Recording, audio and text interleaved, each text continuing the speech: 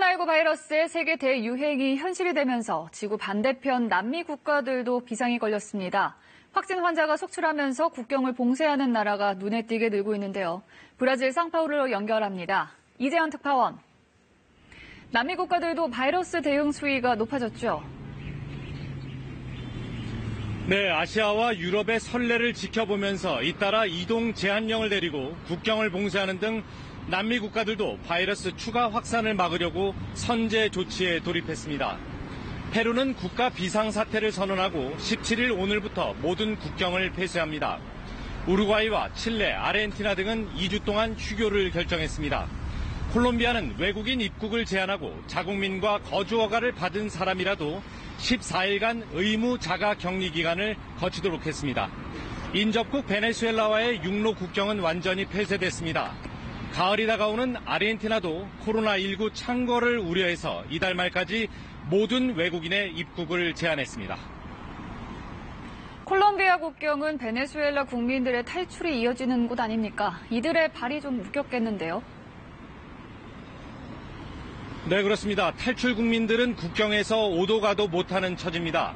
경제 위기로 2015년부터 약 450만 명의 베네수엘라 국민들이 일자리를 찾아 나라를 떠났는데요.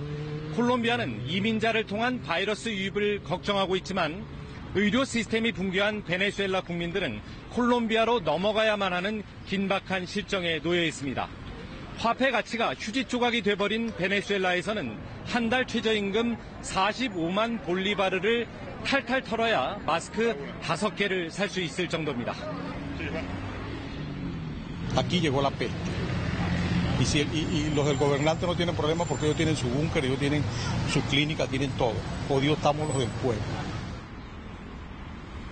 브라질 현지 상황은 어떻습니까? 네, 이곳 브라질은 지난달 말 남미에서 처음으로 확진자가 나온 이후에 3주 만에 200여 명이 감염됐습니다. 사태가 악화하자 브라질 축구연맹은 축구 역사상 처음으로 프로축구 경기를 무기한 중단시켰고요. 남미 최대 도시 상파울루에서는 모든 문화행사장이 오늘부터 한 달간 폐쇄됩니다. 브라질 당국은 사회적 거리 두기를 강조하면서 일부 주에서는 집회 금지령을 내리기도 했습니다. Pelo prazo de 15 dias, a realização de eventos e atividades serão suspensos, ainda que previamente autorizados, que envolvam aglomeração de pessoas. 하지만 지난 주말 200여 도시에서 열린 친정부 시위에서 보소나루 대통령이 시위대를 응원하는 듯한 모습을 보여서 방역에 찬물을 끼얹었다는 비판이 일기도 했습니다.